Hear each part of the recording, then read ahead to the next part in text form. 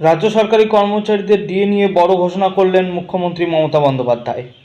DA নিয়ে খুশির হওয়া রাজ্য সরকারি কর্মচারী মহলে। অবশেষে দীর্ঘ টালবাহানার পর কিন্তু ডিএ বৃদ্ধি করল পশ্চিমবঙ্গ রাজ্য সরকার রাজ্য সরকারি কর্মচারীদের। কত শতাংশ ডিএ বৃদ্ধি হলো রাজ্য সরকারি কর্মচারীদের? মমতা ব্যানার্জি কি জানিয়েছেন?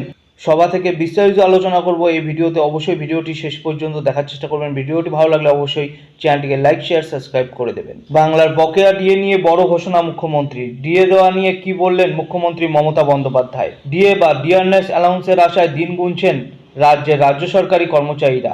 এদিকে 2025 সাল শেষ হতে গেলেও সপ্তম পে কমিশন নিয়ে এখনও কোনো উচ্চবাচ্য করেনি রাজ্য সরকার। ফলে ক্ষোভ বাড়ছে। এবার বিরাট কথা বলে দিলেন মুখ্যমন্ত্রী মমতা বন্দ্যোপাধ্যায়। ডিএ নিয়ে অপেক্ষা যেন শেষ হচ্ছে না। বছরের পর বছর ধরে কেন্দ্রীয় হারে মহার্ঘ ভাতার দাবি তুলে আসছেন বাংলার রাজ্য সরকারি কর্মচারীরা। গত 8ই সেপ্টেম্বর ডিএ মামলার চূড়ান্ত শুনানি সমাপ্ত হয় সুপ্রিম কোর্টে। তারপর বেশ কিছুটা সময় পেরিয়ে গিয়েছে, তবে এখনও রায়দান হয়নি। সব মিলিয়ে সরকারি কর্মীদের অপেক্ষা বাড়ছে দিন দিন। আর এরই মধ্যে উত্তাপ বাড়িয়েছে মুখ্যমন্ত্রী মমতা বন্দ্যোপাধ্যায়ের করা এক মন্তব্য। উল্লেখ্য, যদি আজ এই মামলার রায় প্রকাশিত না হয় তবে এই বছর রায় বেরোনোর সম্ভাবনা কার্যত নেই বললেই চলে। কারণ সুপ্রিম কোর্টে শীতকালীন ছুটি শুরু হয়ে যাচ্ছে। 22শে ডিসেম্বর থেকে 2রা জানুয়ারি সুপ্রিম কোর্টের শীতকালীন ছুটি চলবে। এরপর শনি ও রবিবার কাটিয়ে 5ই জানুয়ারি সুপ্রিম কোর্ট পুনরায় খুলবে। ডিএ ইস্যুতে অনড় মমতা। বৃহস্পতিবার ধনধান্য অডিটোরিয়ামে বিজনেস কনক্লেভের মঞ্চ থেকে ডিএ ইস্যুতে মন্তব্য করেন মুখ্যমন্ত্রী মমতা বন্দ্যোপাধ্যায়। বলেন, ডিএ দেওয়া ম্যান্ডেটরি নয়, তবুও আমরা প্রতি বছর 18% হারে ডিএ দিই। মুখ্যমন্ত্রী এই মন্তব্য নিয়ে ক্ষোভ উগড়ে দিলেন সংগ্রামী যৌথ মঞ্চ। এক সংবাদ মাধ্যমকে দেওয়া সাক্ষাৎকারে সংগ্রামী যৌথ মঞ্চের আহ্বায়ক ভাস্কর ঘোষ ডিএ ইস্যুতে প্রতিক্রিয়া জানান। তিনি বলেন, কোনো রাজ্যের মুখ্যমন্ত্রী দয়ার উপর মহার্ঘ ভাতা নির্ভর করে না।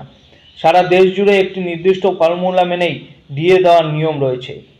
তিনি বলেন, একটি রাজ্যের মুখ্যমন্ত্রী কি বললেন তা দিয়ে সরকারি কর্মচারীদের সাংবিধানিক অধিকার খর্ব করা যায় না।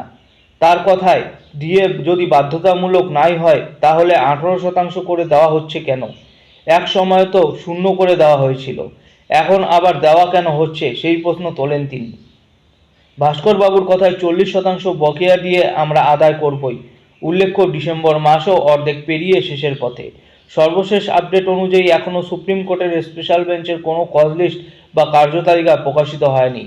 আজ 19শে ডিসেম্বর ডিএ মামলার রায় ঘোষণা হবে কি না তা নিয়ে কোনো নিশ্চয়তা নেই। তো রাজ্য সরকারি কর্মচারীদের ডিএ নিয়ে যে গুরুত্বপূর্ণ আপডেটটি এসেছিল সেটি এই ভিডিওতে শেয়ার করলাম। ভিডিওটি ভালো লাগলে অবশ্যই ভিডিওটি লাইক করবেন, ইনফরমেশনটি শেয়ার করবেন।